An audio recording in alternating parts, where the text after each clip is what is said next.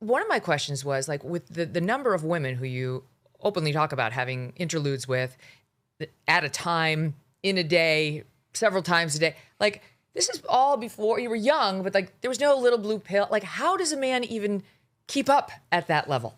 I have this real appetite for what I recognize now is God, and that's not unique to me. I think anyone that is an addict, and this is how the 12-step program describes it, Megyn, really they are looking for God. We are all looking for God. We were made for God and by God. We were made to love God. Now, if you live in a culture and a world that denies the existence of God, I personally was trying to defibrillate the dead and inert world into life through chemicals at first, and then sex is a gift, and sex used appropriately is a marvelous and wonderful and holy experience. But sex in the hands of an idiot is a sort of a dangerous tool. So how I did it is I've got a lot of energy. I've got a lot of energy. Yes, we can see that. And a lot of gifts. But those gifts must always be marshaled to the service of the highest good. And if you don't know that and you use it essentially for self-indulgence, you will get in, as it turns out, very, very serious trouble. You will get in very serious trouble and you will hurt a lot of people.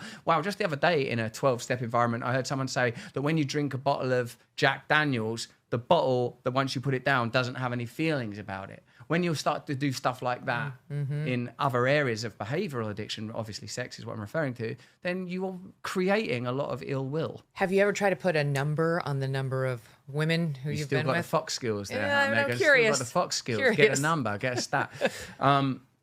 Well, all right, let's think about this mathematically. There was a sort of a period between, I think I became sort of attractive in the late 90s, and I think that attractiveness endured till possibly in 2015, let's say.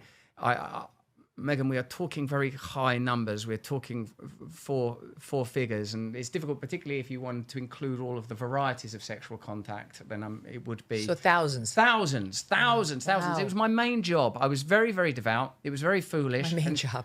I can even feel a little smile curling at the corners of my lip, even as a person that's facing trial in October. Right. I'm still like, yes, I did very well. I've still not learned I have learned the lesson. I've learned the lesson, Lord. I have learned the lesson. Yes, well, we're talking about sex here. We're not talking about sexual assault, which is very different. Well, but it's still sex is sacred. Sex is sacred. And pornography desacralizes sex. Promiscuity desacralizes sex, making sex the apex of your identity, whether you're a heterosexual or not. It desacralizes sex. It's a holy power that I misused.